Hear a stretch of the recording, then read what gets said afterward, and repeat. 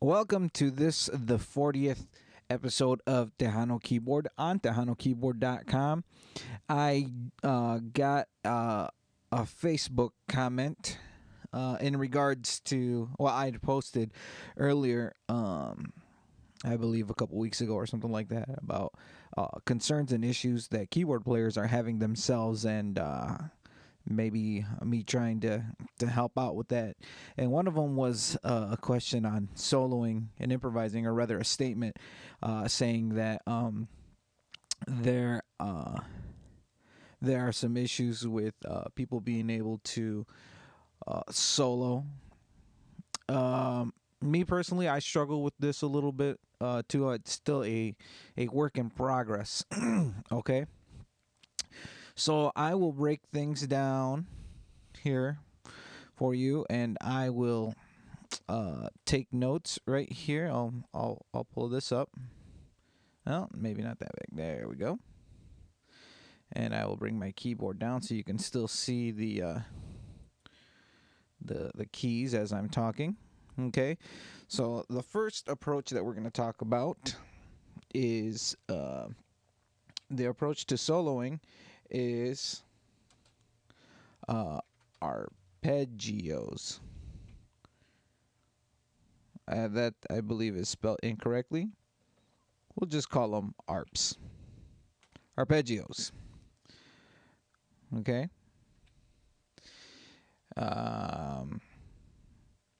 And we'll get to that. Let's work on that first. Okay. So the first thing is arpeggios. Okay. So what is an arpeggio? Arpeggio is a chord that's played one note at a time. Yeah, it's a chord that's played one note at a time. So I'm gonna do these examples in F. Okay. So that is here. Let me bring that up a little. There we go. So that is an arpeggio. Okay. And the chord rotation that we will be using is just 2, 5, 1, and then dominant 6. So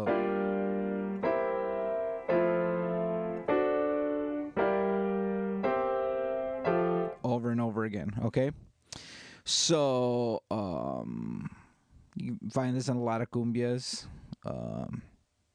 Doesn't matter what key, you can find that, or even in rancheras. It's just a rotation. G minor, C seventh, F, D seventh, and then it just repeats over and over again. Okay, so one way to improvise is to approach the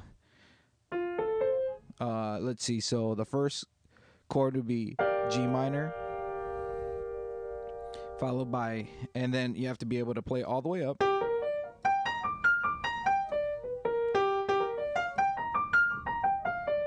Okay. Get that really good under your fingers. Okay. And then the next chord would be C7.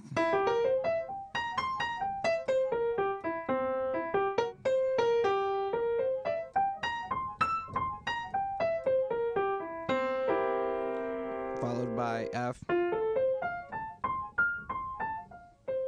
And then D. 7th. And that's just for this particular example.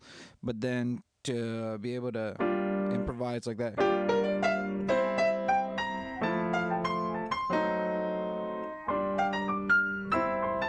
Oops.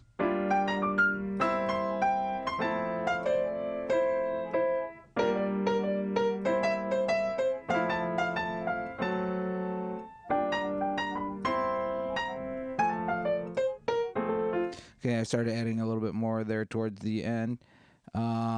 Okay, so that's one way of doing it. The other thing to do is to play diatonically.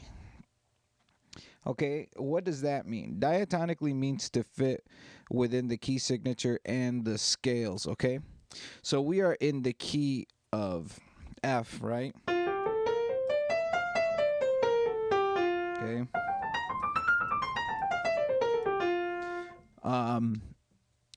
So the first chord is G minor, which would be the Dorian mode of G. Okay.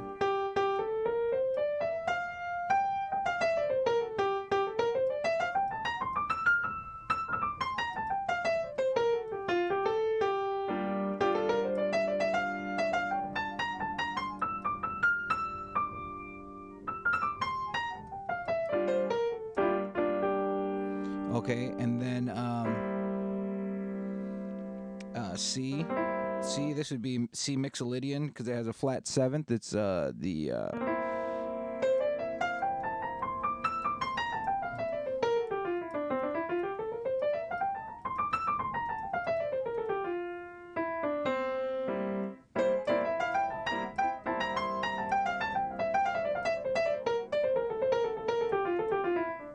okay, followed by F, which is just regular F.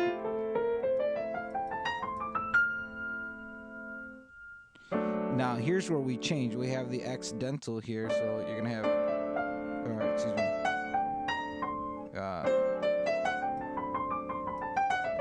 we'll just use Mixolydian for right now for this example, which would be D Mixolydian, and it'll have a flat seventh. So D, usually you have two sharps. In this case, we only have the one sharp.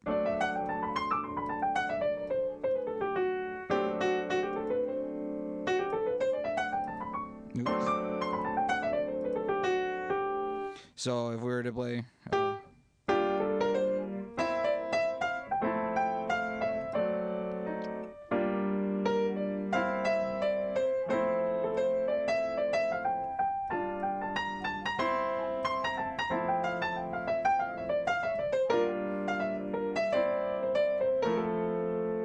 okay.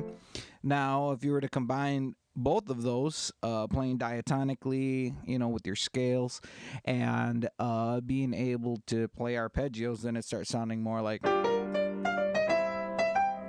excuse me.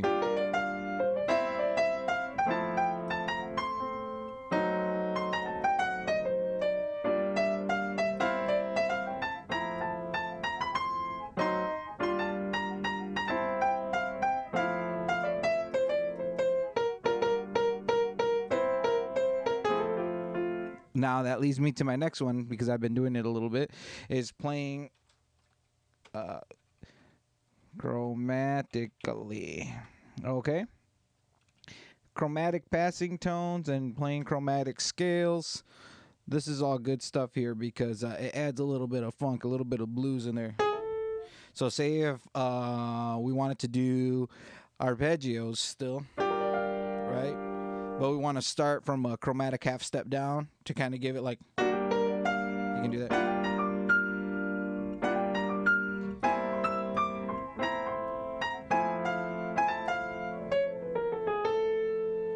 And then, oops.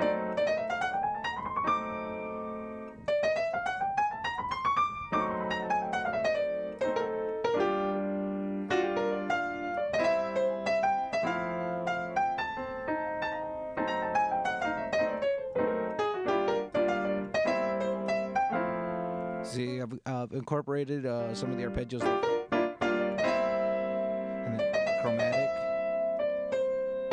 and then diatonic.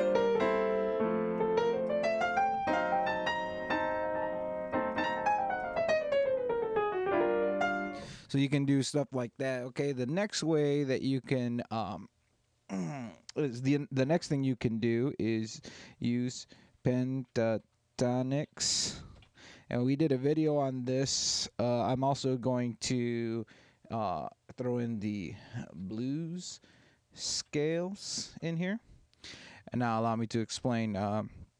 There's a video that's more in depth about this, but the pentatonic scales are essentially scales that are of the intervals 1, 2, 3, 5, and 6. So in F it'd be.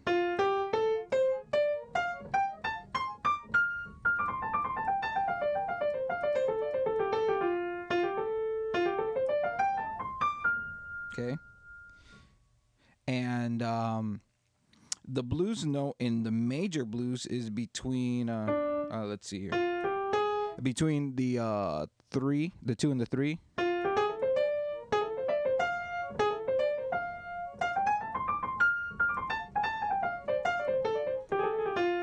So if I wanted to solely jam just with that, let's see.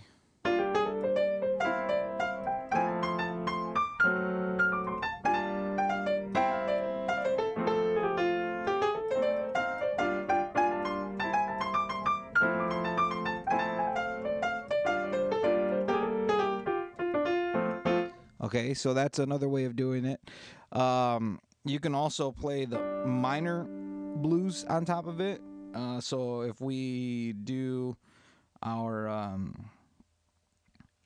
backwards theory here, A flat major is the same as F minor. So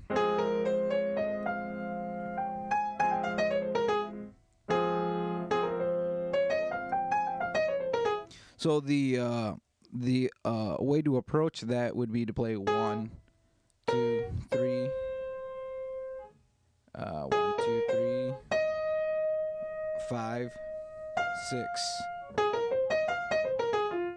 But if you start with F, now it becomes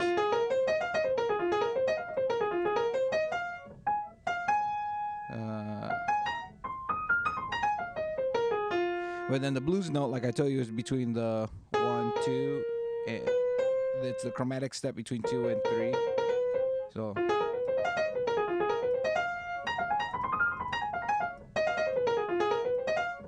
okay, so you can throw some of that blues stuff in.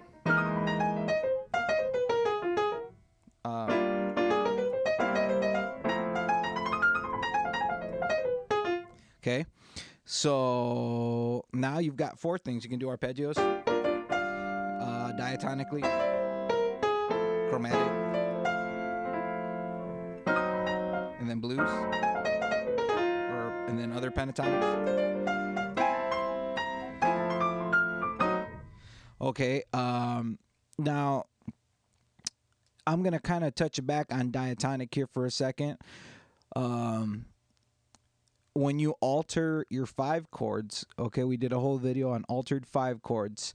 That allows you to change the musical structure harmonically of what we're actually doing here. So if we're in F, right, and instead of going to a D 7th, right, which a lot of times I was doing this with the flat 9 thing, which is like a diminished. One way to alter it. You can do any kind of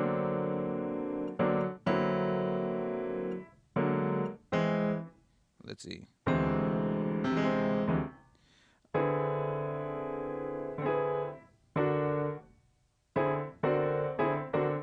Anyways, so because of that, you can also incorporate let's see here.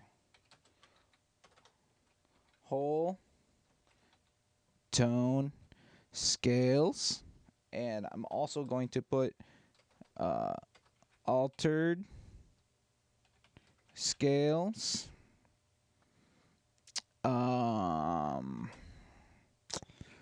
let's see here, and we'll call it super grand.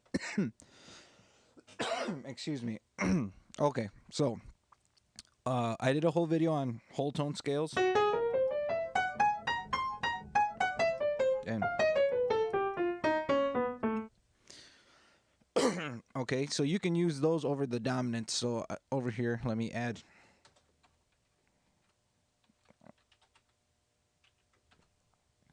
And by dominants, I mean 5 chords or chords with flat 7ths. In this case, the C7th and the D7th can both be changed. So, okay, there's the G minor. We're gonna go to C, right? Instead of playing that, we can play. Or we can play. Let's see here. any combination of, to make it altered. Let's use this for right now.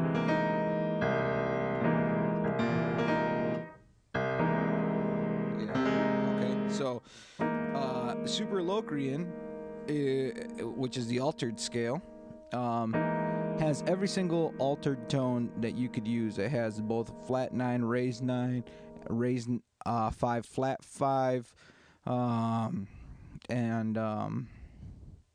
that's basically it, because the 11th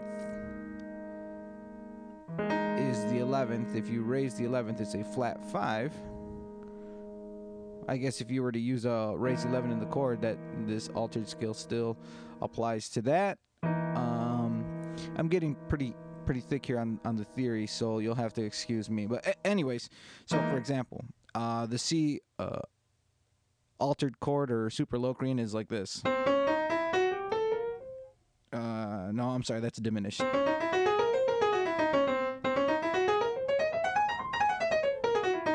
So.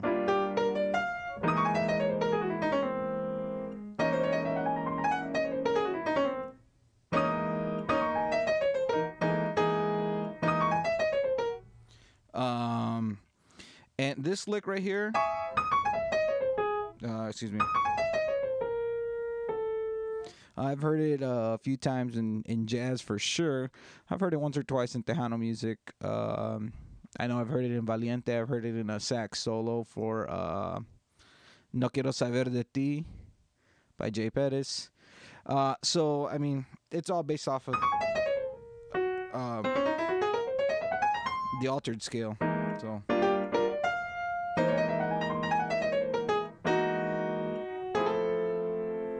And then the altered scale for D.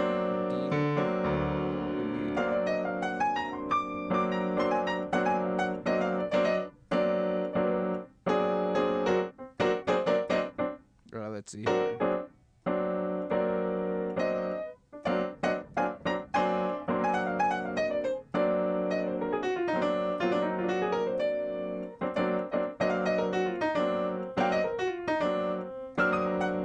So if you can throw that in there sometimes, and you throw that all together, and then you start getting more.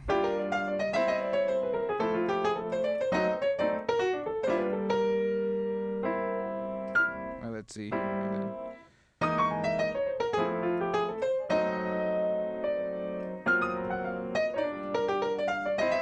So, the other thing you can go back to when we're talking about Diatonic Lee, and you can play broken thirds.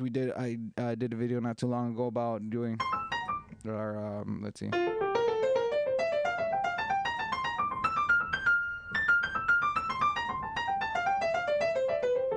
Oops. So.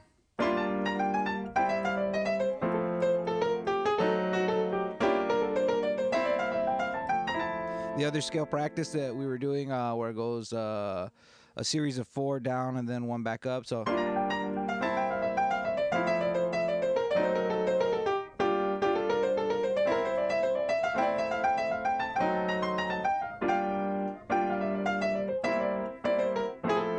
So I'm going to throw in the next thing that you can use is scale oops. Oops. I don't know. We'll call it scale practice stuff.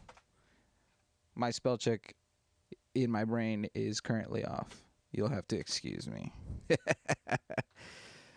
Okay, so we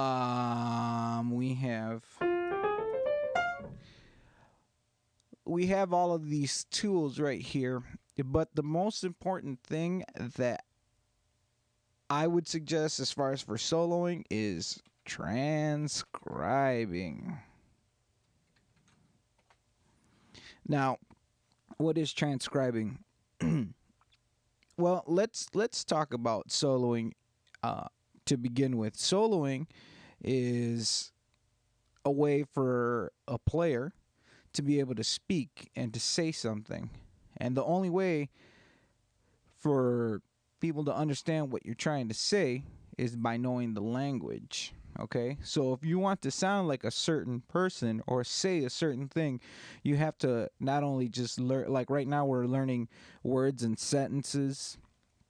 Then, just like in regular vocabulary, sentences then become paragraphs, and paragraphs then become essays or novels. You're trying to tell a story here. Okay, so um, I guess by transcribing, what I mean is copying. No two ways about it. Okay, um, people who improvise on a very, very like sophisticated level are not thinking of arpeggios and scales and modes and all that. What they're thinking is what they want to say. Okay. For example, I will take some identifying clips. I'll use a couple things that I've used before in the past. Um, the I don't know, the Popeye the Sailor Man, right? I've heard even Charlie Parker use that. Charlie Parker. Well, okay. Let's take some Charlie Parker tunes for example. Okay. A tune called Donna Lee. The head goes like this.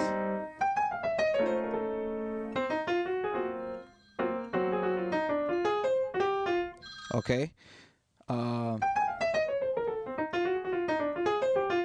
That's the lick right there. So it goes from A flat to F dominant to B flat 13th, okay? But the part that I'm interested in is at the end of that lick, it lands on an F. Okay? And it lands on the major third. Okay? So you can use that in say if we're still in that F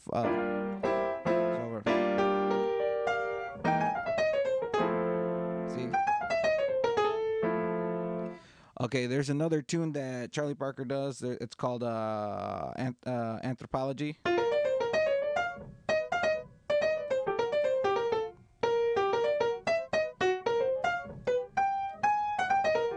Excuse me. I'm kind of rusty on that, but yeah. I can use that in G minor. Or I can transpose it and use it in F.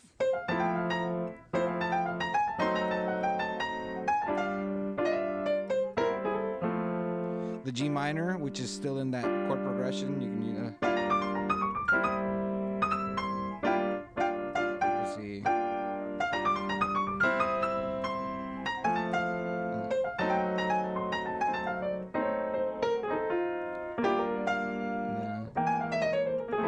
So, learning stuff from other people, and it doesn't necessarily have to be jazz. It can be anything. Polkas. Totonilco,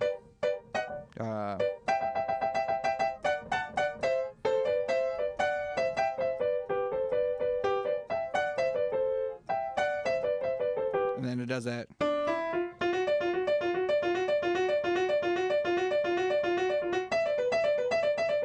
You know that thing? Let's bring it down to. So if you're in F, right? You're gonna go to C.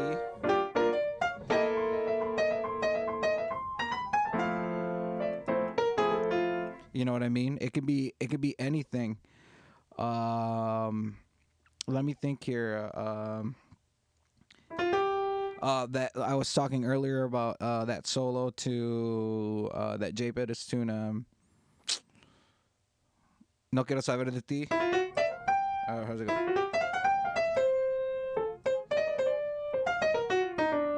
That you can use that.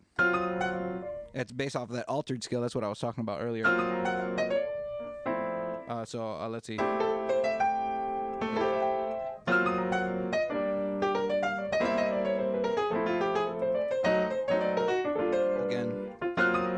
let's see, and see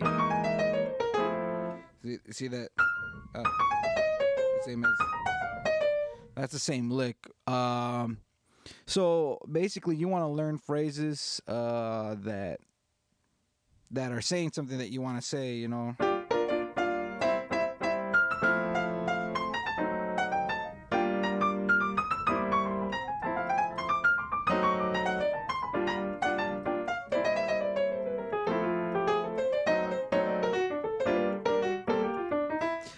One thing that I used to listen to a lot when I was younger was the Snoopy Christmas, the Oh Christmas Tree, and it's like, oh yeah.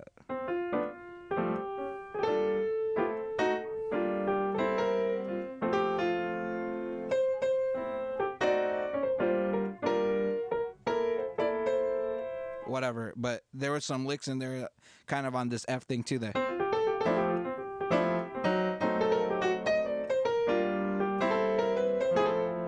you know, and then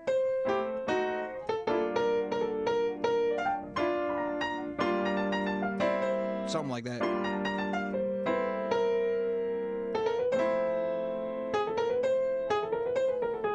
See, there's some chromatic stuff there. So I mean, once you start piecing it all together, you know, you have to grab ideas from other people and kind of try and make it your own. But, you know, arpeggios start with that basic, you know, the basics, so you can get like a. And then diatonic, chromatically. And then pentatonic.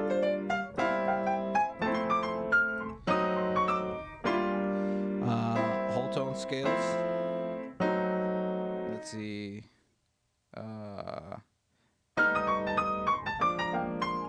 Hold on. That'd be. There we go. Okay. And then scale practice, broken arpeggios, broken thirds, broken sixes. I did a video on Rick licks. Rick Fuentes from Ruben Ramos. You have to excuse me, I drew a blank here, but he did.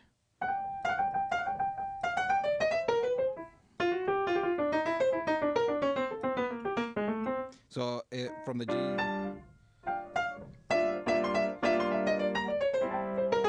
Or excuse me.